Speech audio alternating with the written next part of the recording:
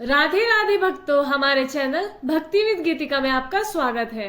भक्तों, आज की इस वीडियो में हम प्रसाद की महिमा भक्त अंगद जी की कहानी सुनेंगे। कभी भी ऐसा आहार ग्रहण ना करे जो भगवान को भोग ना लगाया गया हो। जो भोजन भगवान को भोग लगाया गया है वही प्रसाद रूप में ग्रहण करे। एक भक्त हुए हैं जिनका नाम अंगद जी था। वैसे तो वही स्वभाव से पहले नास्तिक प्रवृत्ति के थे, लेकिन उनकी पत्नी भगवान की भक्त थी। उनके मायके में संतों की सेवा होती रहती थी और वहां उनके गुरुदेव के उपदेश सुनने को मिलते थे। विवाह के बाद जब वे अंगद जी के साथ ससुराल आई तो देखा कि वहां राज वैभव तो था, लेकिन न किसी संत का दर्शन संभव था और न किसी संत का आना जाना, न भगवत चर्चा होती थी और न ही सत्संग। रानी बहुत व्याकुल हो गई। उनके मायके में रोज संतों का सत्संग मिलता था, सदगुरुदेव भगवान के दर्शन होते रहते थे, लेकिन यहाँ भक्ति का कोई भी वातावरण नहीं था। हालांकि अंगद जी की एक विशेषता थी, वे अपनी पत्नी को भगवत भक्त मानकर बहुत श्रद्धा करते थे और उनकी भक्ति मार्ग में कोई विरोध नहीं करते थे। लेकिन स्वयं ना तो भक्ति का आचरण करते थे और ना ही संत महात्माओं के प्रति कोई श्रद्धा रखते थे और ना ही भगवान की आराधना करते थे। काफी दिनों तक संतों के दर्शन न होने के कारण रानी अत्यंत व्याकुल हो गई। उन्होंने अपने मायके में पत्र लिखकर प्रार्थना की कि सदगुरुदेव भगवान ने निवेदन करे कि कृपया करके एक बार यहाँ पधारे और दर्शन दे, क्योंकि मैं यहाँ से बाहर नहीं जा सकती और मेरे पति संतों के प्रति श्रद्धावान नहीं है। जब मायके के राज परिवार ने गुरुदेव से प्रार्थना की तो वे करुणामय होने के कारण आने के लिए सहमत हो गए। गुरुदेव के आगमन से रानी अत्यंत हर्षित हो गई। उन्होंने चरणामृत ग्रहण किया, आरती उतारी, भोग अर्पित किया और गुरुदेव को आसन पर विराजमान किया। फिर वे धीरे धीरे उनके चरण दबाने लगी। इतने में अंगद जी वहां आ गए और अपनी रानी को किसी संत के चरण पकड़ते हुए देखा। यह दृश्य देखकर वे अत्यंत क्रोधित हो गए और संत भगवान से बिगड़ने लगे। रानी के तो होश उड़ गए। इतनी प्रार्थना के बाद गुरुदेव स्वयं पधारे थे और अब उनके पति ने ही उनका अपमान कर दिया है, लेकिन गुरुदेव ने रानी की ओर देखकर शांत रहने का संकेत किया, फिर उठे और वहां से चले गए। रानी ने दृढ़ संकल्प लेते हुए कहा, अब मैं अपना जीवन नहीं रखूंगी। जब मेरे गुरुदेव भगवान का अपमान हो गया तो ना मैं तुम्हारा स्पर्श करूंगी और ना तुमसे कोई वार्तालाप करूंगी, ना ही तुम्हारे घर का अन्न जल ग्रहण करूंगी। मैं अपने शरीर को नष्ट कर दूंगी, क्योंकि मेरे ही बुलाने पर मेरे गुरुदेव का अपमान हुआ। अंगद जी अपनी पत्नी पर अत्यंत आसक्त थे। उनकी यह प्रतिज्ञा सुनकर उनका हृदय व्याकुल हो उठा। उन्होंने भी अन्न जल का त्याग कर दिया। जब कई दिन बीत गए तो वे अपनी पत्नी के चरण पकड़कर बोले, तुम जानती हो कि मैं तुम्हारे बिना नहीं जी सकता। कृपया मुझे बताओ कि तुम्हें कैसे प्रसन्न कर सकता हूँ। रानी ने कहा, यदि तुम सच में मुझे प्रसन्न करना चाहते हो तो हमारे गुरुदेव भगवान के चरण पकड़कर उनसे क्षमा याचना करो, उन्हें मनाकर वापस लाओ और यहाँ आकर उन्हें भोग लगवाओ। यदि वे यहाँ भोग ग्रहण कर ले तो हम उनका बचा हुआ भोजन पाएंगे और हमारी दिनचर्या फिर से पूर्ववत हो जाएगी। अंगद जी भक्ति भाव से नहीं बल्कि अपनी पत्नी के प्रति आसक्ति के कारण वे उनके गुरुदेव के पास गए।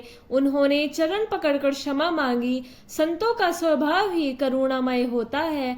कितनी भी बार कोई उनका अपमान करे, लेकिन जब कोई सच्चे हृदय से दंडवत करता है तो वह सहज की अपनी कृपा करते हैं। गुरुदेव उनके साथ जाने के लिए मान गए।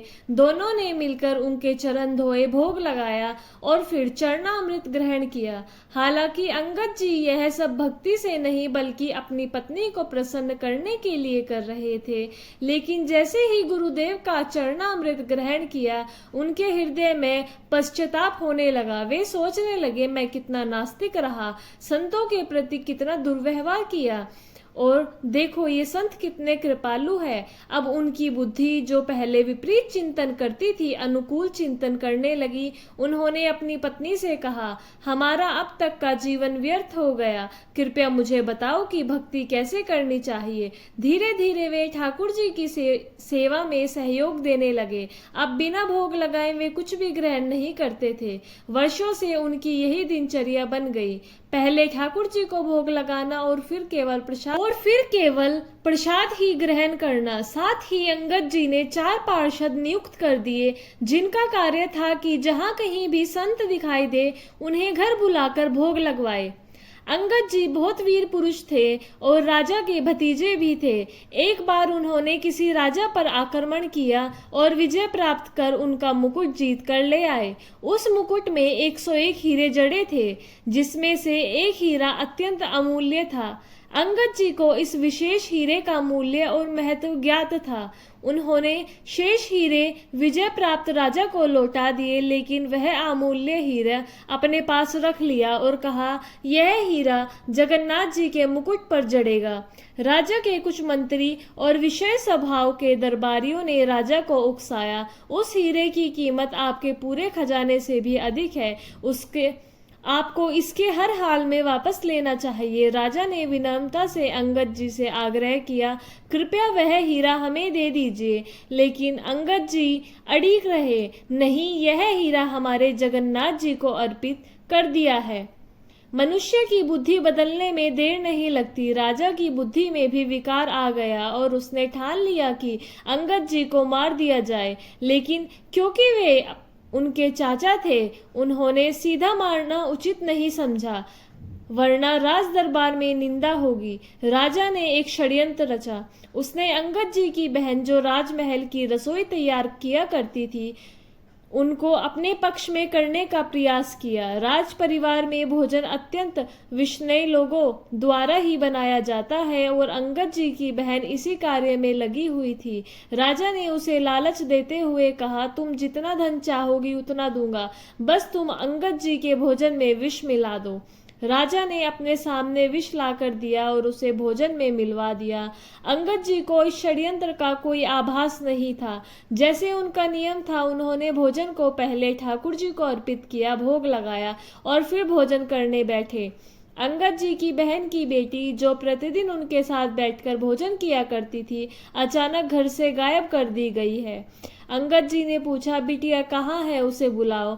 बहन ने झूठ कहा, वह खेलने चली गई। अंगद जी ने दृढ़ता से कहा, नहीं, जब तक वह नहीं आएगी तब तक मैं भोजन नहीं करूंगा। उनके इन शब्दों का गहरा प्रभाव उनकी बहन पर पड़ा।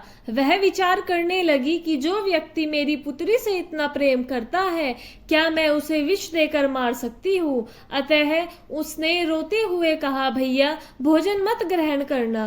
अंगद जी चौंक गए। क्यों? वह फूट फूट कर रोने लगी। राजा ने मुझे प्रलोभन देकर प्रेरित किया था, मेरी बुद्धि भ्रष्ट हो गई और मैंने इस भोजन में विष मिला दिया है। अंगद जी ने अपनी बहन से कहा, तुम्हें चिंता करने की आवश्यकता नहीं है, मैंने यह भोजन पहले ठाकुर जी को अर्पित कर दिया है। यदि यह भोजन विषयुक्त था तो अब यह ठाकुर जी का प्रसाद बन चुका है, मैं इसे त्याग नहीं सकता हूँ। इसके बाद अंगद जी ने संपूर्ण भोजन ग्रहण किया, यहाँ तक कि जूठे पात्र भी चाटकर खा लिए। परंतु आश्चर्य की बात यह है कि विष का उन पर कोई प्रभाव नहीं पड़ा। वे पूर्णतः स्वस्थ और सुरक्षित रहे, जैसे कुछ हुआ ही ना हो। भक्तों, हमें इस कहानी से यही पता चलता है, अर्पित किए बिना भोजन कभी मत ग्रहण करो। जब भी भोजन पाओ उसे ठाकुर जी का प्रसाद मानो। यदि तुम ऐसी स्थिति में हो जहाँ ठाकुर जी की सेवा संभव नहीं है और भोजन सामने आ गया, तो 1 मिनट में आंखें बंद करके अपने इष्ट देव का स्मरण करो, प्रभु को अर्पित करो और फिर 2-4 बार नाम जप कर ग्रहण करो। बिना प्रभु को अर्पित किए जल भी ना पाए। ऐसे करने से आपकी बुद्धि शुद्ध और निर्मल हो जाएगी। भक्तों, ये थी आज की वीडियो अच्छा लगे तो लाइक करें, चैनल को सब्सक्राइब करें और आप सभी को राधे राधे, जय श्री राधे।